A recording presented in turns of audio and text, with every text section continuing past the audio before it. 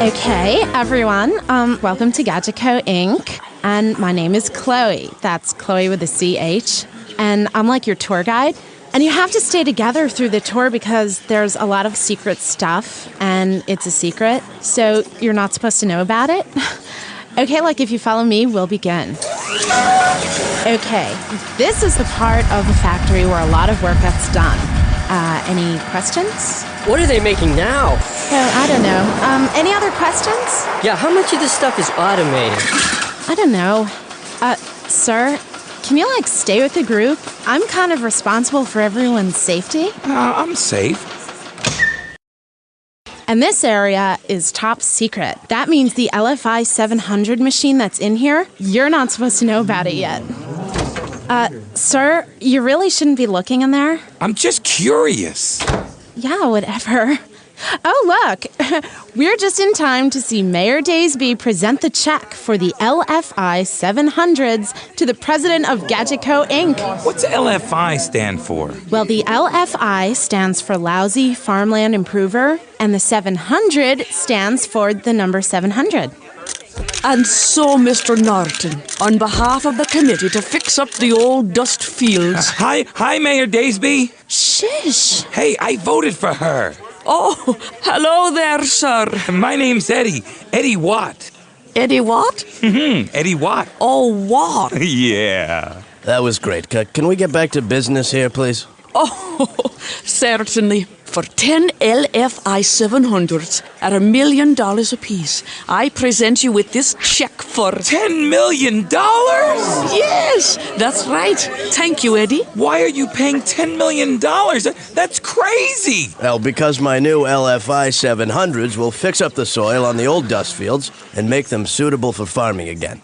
That's a lot of money, Mayor Daysby. Can the city really afford it? Well... It doesn't matter if they can. They have to. Have you ever seen the dust fields? Seen them? I eat lunch there. Mayor, I know the dust fields, and I can sell you my unit, the EW 800, at $1 a piece. And don't worry, you won't need 10 million of them either. But, Eddie, can your invention do everything the LFI 700 can do? You mean the LFI 900, don't you, Mayor? I just remember we changed the name. Oh, okay. The LFI 900.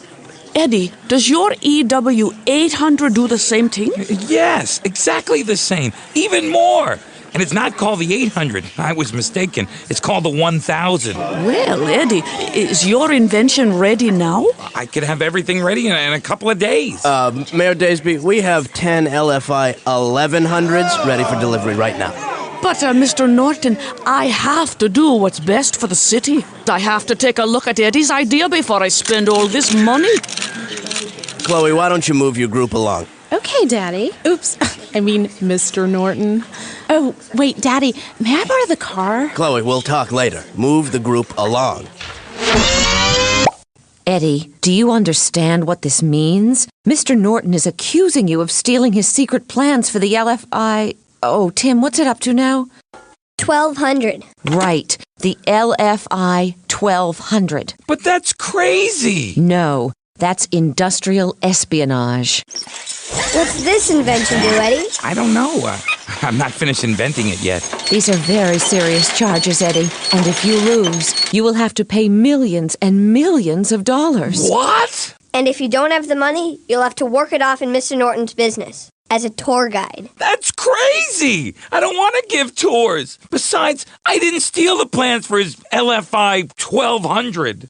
Look, I'll show you my EW 1600 and you'll see that I clearly didn't steal the plans. Wait, Eddie, you can't show us yet. A court order has been issued by Judge Gwendolyn Stone of Science Court that prohibits you from showing your invention to anyone, even us. Why? Well, they don't know if you really stole it or not.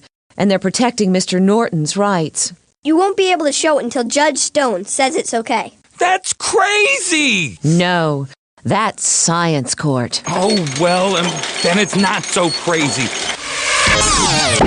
Come on, my little green friend. Here's some water. Drink up so you can be big and strong someday, like Daddy. Hey, Fred, what do you have there? A new plant. Were you talking to it? Oh, yeah. I read that some plants respond very well when you talk to them. Really? That's fascinating. What kind of plant is it? Well, this one's a philodendron. Oh, nice. Could you say it a little louder? I think the encouragement will do it good. Nice. Can you say something about the leaves? Fred, it's just a plant. Shh! She didn't mean it! I'll see you inside. Hi, I'm Jen Bettis reporting from Science Court, where science is the law and scientific thinking rules. Today we're going to find out all the dirt on soil and the old dust fields. All rise and grow for the Honorable Judge Stone. Thank you. What? Oh, I was talking to my new plant. Oh, you have a plant. Yeah, I thought I'd keep it on my desk. Cheer up the place. Well, good idea, Fred. But, you're going to have to water it, make sure it gets enough sunlight, change the pot when it gets too big, and make sure the soil is always good. You could have it. Thank you. Well, now let's get started. First, I want the jury to know that this case is going to be a little different. It is about two inventions that you will not be able to see. No. You will see them, but all in due time. Now, Mr. Savage, you're representing Mr. Norton? Oh, yeah. Big time. Well, why don't you start with your opening statement? Sure, thank you. I get to go first. Mr. Savage. Sorry. Ladies and gentlemen of the jury, we will show that Eddie Watt did, with malice aforethought, little law term there for you. Very professional. Thank you. Did a sneaky thing and sneaked around and stole the secret plans from Mr. Norton's LFI, what is it? What's a big number? 2000? That's fine. The LFI 2000. And we ask that Eddie pay all damages resulting from said theft of said plans, either in said cash or by working as a said tour guide at said company. Thank you, Mr. Savage. Well said. Ms. Gremple, your opening statement, please. Thank you. My client loves the old dust fields. He grew up nearby, played on them as a kid, eats his lunch there every day. He cares about them. That's why he came up with his own idea for how to fix the soil so it can be used once again for farming. Eddie Watt didn't steal Mr. Norton's secret plans. He didn't have to, because Eddie already had his own invention. A better and less costly invention, and we'll prove it. Thank you. Okay, Mr. Savage, call your first witness. Thank you, Your Honor. I call Chloe Norton to the stand.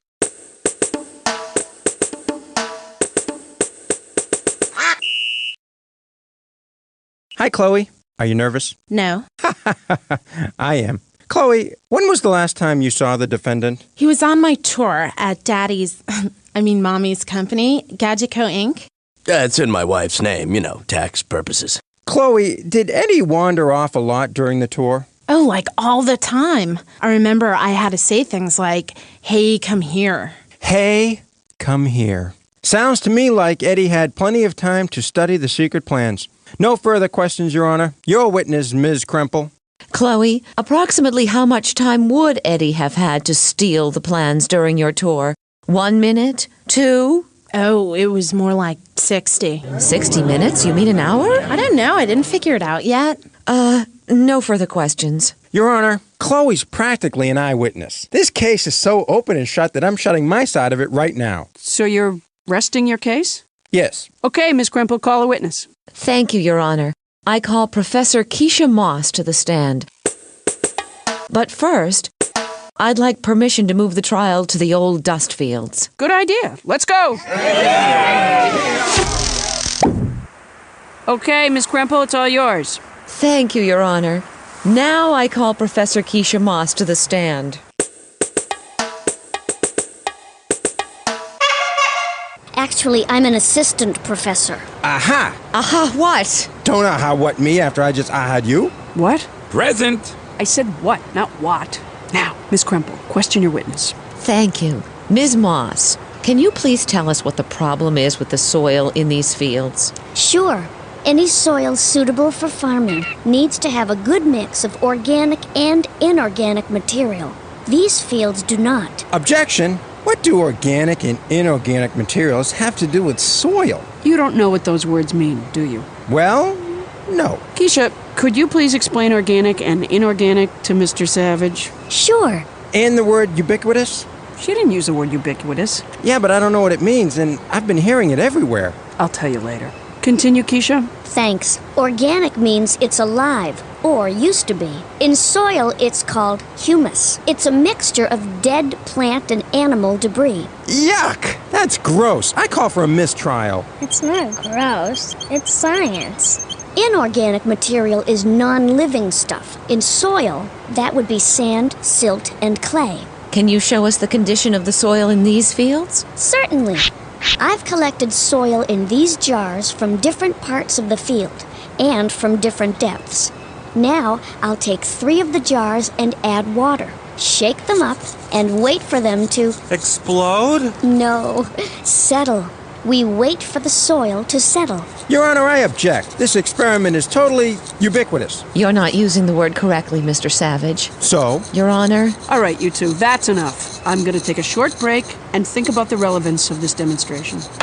Court is recessed. All rise. All wander around, but don't all go too far. What is Keisha Moss up to? And what will her experiment show? Courtside commentators, what do you predict will happen to the soil in the jars?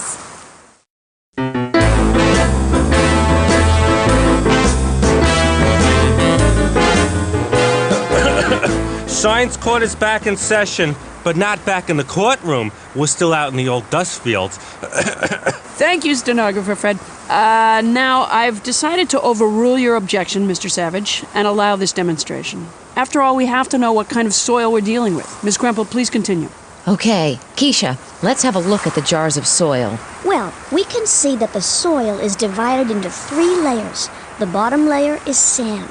Though the particles of sand are small, they can be seen with the naked eye, and they feel rough. The next layer is silt. Silt particles can barely be seen without a microscope, and they feel more fine, like flour. The next layer is clay, and these particles are invisible to the naked eye. I can see it, and my eye's not wearing anything. She's talking about the individual particles. Oh. Anyway, the clay particles form a gummy mass when wet. All of these are inorganic. It's nice to have a good mix of these 3 types. It helps water move through the soil. What about the organic stuff, the humus? Well, I would have to say, based on these samples, there doesn't appear to be enough humus spread around at all. It will take a lot of work to get it mixed up properly. Mixing it up is important? Oh, yes. You need something that's going to go through every part of the soil. The main source of nutrients for plant life in soil is from decomposing dead plant and animal stuff. The more this is mixed in, the better for plants. We refer to this type of soil as fertile. Thank you. And that, ladies and gentlemen of the jury, is what my client's EW 3700 does. And does it better than Norton's machine. No further questions. Hey, why don't you object to that comment? She's putting ideas in their heads. No, she's not. She's just saying that Eddie's invention is better than yours. Mr. Savage, any questions? Yes, I have some questions for Eddie Watt. Hi, Eddie. You nervous? No. I am. Eddie, do you think stealing is wrong? Yes, of course. What about that time you stole the candy from the corner store? I never stole any candy. You never took any candy from the corner store when you were 9 years old, and your parents found out and took you back to the store to apologize? No.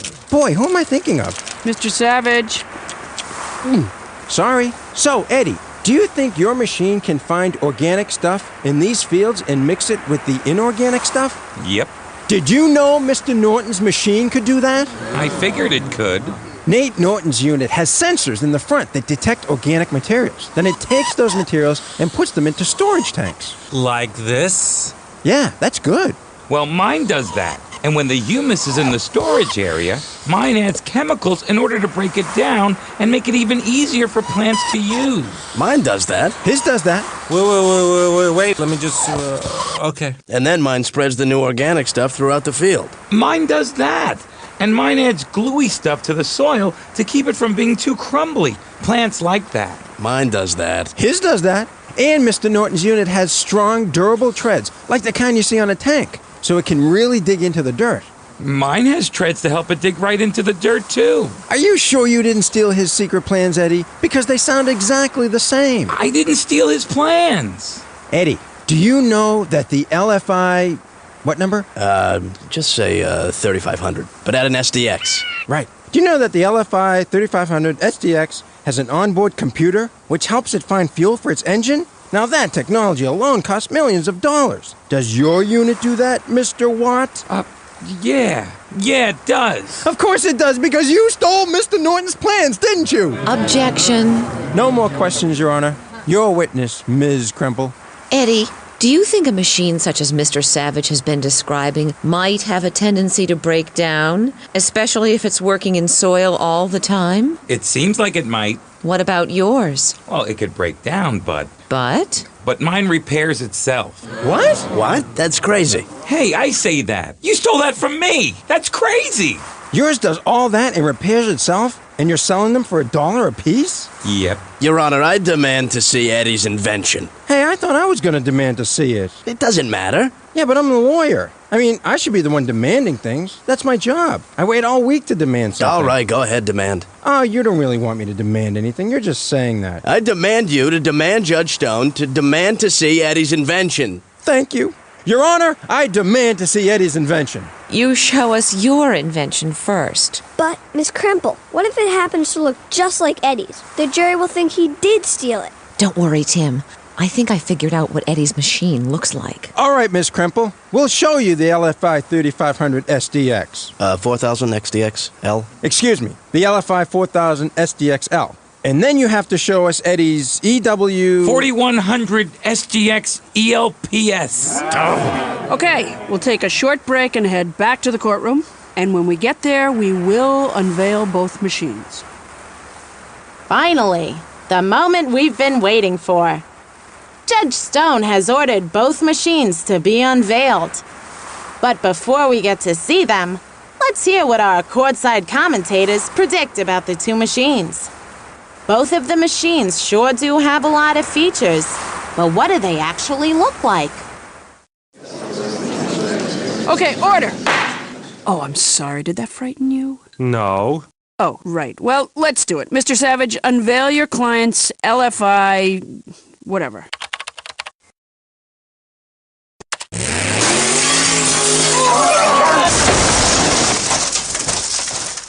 We still need to work out a few kinks. Hey, look. Good job, stenographer Fred. It looks just like it. Thanks, but I'm not happy with the color scheme. Mr. Watt? What? Let's see it. Ah! It's a snake! It's not a snake. It's a worm. Ah! It's a worm! Hey, stop fooling around, Eddie, and let's see your machine. This is it. It's a worm. Where's the machine? Where's all the expensive modern technology? You don't need it. You don't? No. A worm does everything Mr. Norton's machine does, but cheaper and a lot more naturally. This is preposterous. Ah! It's a preposterous! So, Eddie, are you telling me that all we need to do is put a whole bunch of earthworms in the old dust fields? Yeah, I got a whole crate full of them. Your Honor, may I call Professor Parsons to the stand so he can clear up some of these questions? Sure, I'd like to hear from him myself. Whoa! Eddie is claiming that his worms can do some amazing things. But before Professor Parsons takes a stand to explain how they're able to do all that work, let's hear what you think. Hello, how we doing? What's the dirt? Professor, Yes? what can you tell us about earthworms? Oh, so you want to know about worms, and right away you think Parsons. Of course. Old wormy Parsons. Anyway, worms are truly amazing animals. There are about 1,000 different types of creatures that we affectionately call earthworms. They are an invertebrate animal, which is an animal lacking a vertebrate column or a backbone. That doesn't mean it can do the work of $1 million machine. Will you give me a minute, Mr. Savage? I just sat down. Seat's not even warm yet. Or worm yet? Get it? Anyway, worms burrow through the soil, and in burrowing, they swallow large quantities of earth. They eat dirt? Well, that's right, but the earth often contains considerable amounts of organic stuff. Then they store it, break it down for easier plant use, and deposit it back into the soil. Plus, they make the soil less crumbly, right? Well, that's right, my little bookworm. Good for you. And another term for depositing is casting. What does that mean? Basically, it means poop. No more questions. My turn. Professor, worms are so small and slow. Do they actually make a difference? Let me give you an idea of the work worms do. Every bit of good soil you see around you has probably passed through an earthworm at some point. No more questions?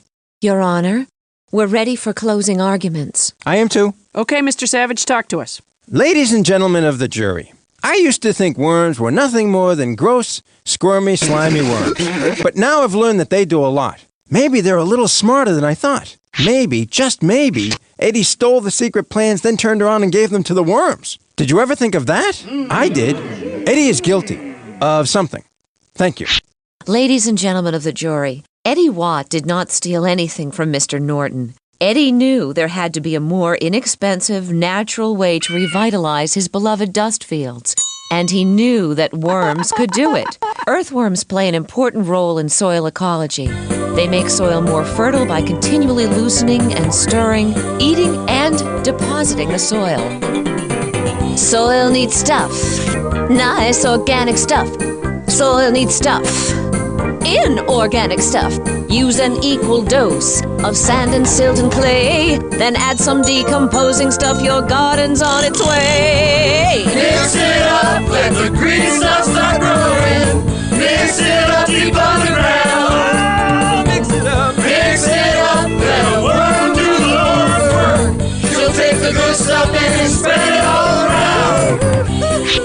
I'm all mixed up. Okay, good job, jury. Now go decide if... We already decided. Well, you have to go into the room and make it official. Just go in there and stand around for a minute and come back out. Okay. Call me crazy, but I like our chances.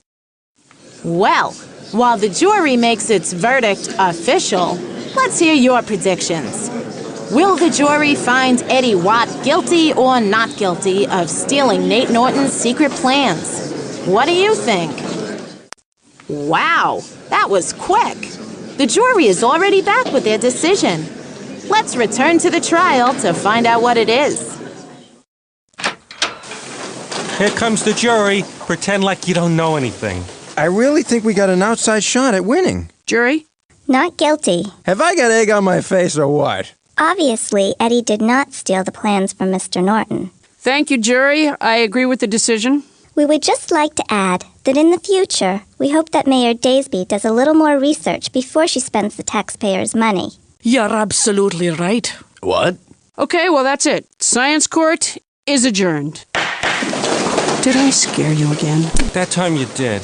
Mr. Norton, what do you think about Eddie's idea to use worms? Well, Eddie's a smart guy. I'm going to ask him to work for me as an inventor. Mr. Savage, what are your thoughts on this case? I found out that worms are our friends, and they like me. Mr. Savage, those worms are ubiquitous.